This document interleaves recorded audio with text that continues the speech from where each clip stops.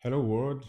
Alors, hier, je vous parlais d'une catégorie de développeurs qui sont à risque d'être remplacés par l'IA à travers un exemple. Donc, on poursuit aujourd'hui avec le deuxième exemple. Comme d'habitude, pour vous donner du contexte afin que vous compreniez mieux le sujet, il s'agissait ici d'une migration à faire vers les nouvelles générations d'une migration de BD à faire BD, AWS, RDS vers les nouvelles générations R7, R8, etc., afin de bénéficier de ce qu'on appelle les saving plans.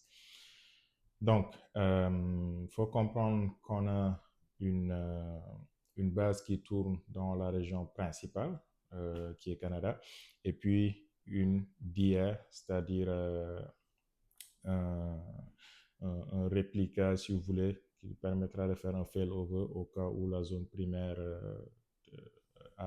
tombe en erreur, par exemple. Donc, on a une zone primaire qui est au Canada, une zone secondaire qui est en Europe. Donc, la tâche consiste à mettre à jour le moteur de la BD et puis les instances pour passer vers des nouvelles générations. Et puis, ça implique mettre à jour l'instance au niveau de, de la zone primaire et puis aussi des zones secondaires. Le développeur qui travaille là-dessus a presque 10 jours.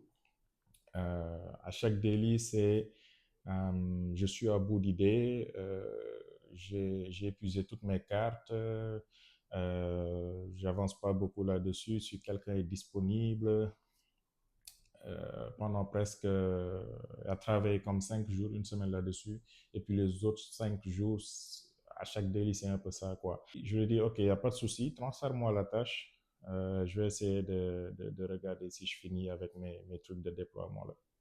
Une fois avoir fini après avec mes tâches de déploiement, je me penche sur la tâche. Je regarde le billet Jira, je regarde le Jira Service Desk qui a été ouvert, j'essaie de comprendre la suite des échanges, etc. avec l'équipe infra qui se charge de AWS. Et puis là, je commence à travailler dessus. Ça m'a pris quand même, oui, une semaine avant de savoir exactement qu'est-ce qui se passe et puis où est-ce que ça a bloqué. Et puis, c'est le vendredi passé, la semaine passée, que j'ai finalement pu faire marcher, pas pu faire marcher, mais détecter exactement c'était quoi le problème. OK? Euh, Juste pour vous faire un résumé rapide, le problème c'est que euh, le, la BD côté, dans la zone secondaire était détachée. Donc, il ne faisait pas partie de ce qu'on appelle du global cluster, qui fait que il y a un réplica qui est fait avec le primary cluster. Donc, c'était détaché.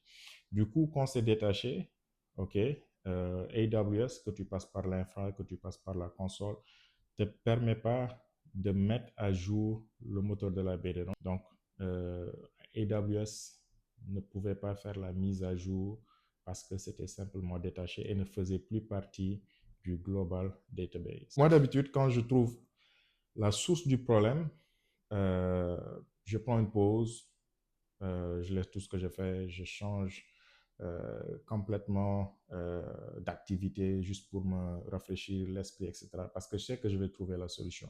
Si je trouve la cause, la route cause exacte, je sais que je vais trouver la solution. Là, il n'y a pas de problème. Le problème, c'est quand j'arrive pas à expliquer exactement ce qui se passe, quand j'arrive pas à trouver la route cause du problème.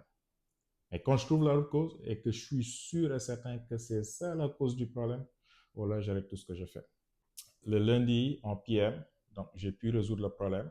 Je roule l'infra, je me connecte au niveau de la console, je regarde la zone primaire au Canada, tout est bon. Je regarde au niveau de la zone secondaire, je vois que maintenant ça met secondary cluster et non plus regional cluster parce que c'était détaché.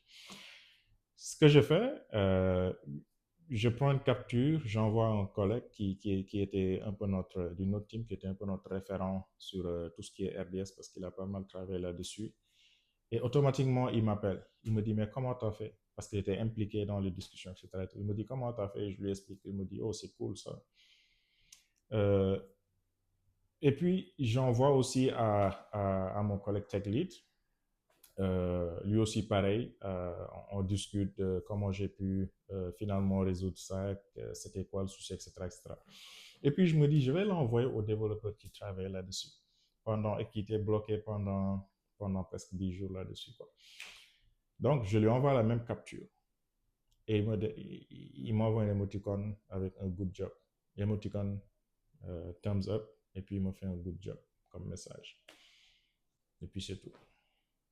Donc, ça m'amène à mon deuxième point qui est, en tant que développeur, il faut se soucier de ce qu'on fait. Et ça va au-delà même de la tâche des développeurs. Il faut vraiment se soucier de ce qu'on fait parce que c'est pas normal que tu sois bloqué pendant 5 jours, tu travailles 10 jours sur une tâche et puis tu n'avances plus, tu n'as plus d'idées, quelqu'un d'autre prend la tâche et puis te dit que ça marche, tu ne sais même pas de savoir qu'est-ce qui se passe. Et il y a ces développeurs-là, on les appelle souvent des exécutants. Eux, ce qui les intéresse, c'est que ça marche, point, ça marche. On me donne ça, je le fais comme on me l'a donné, et puis c'est tout. Je ne me préoccupe pas du reste.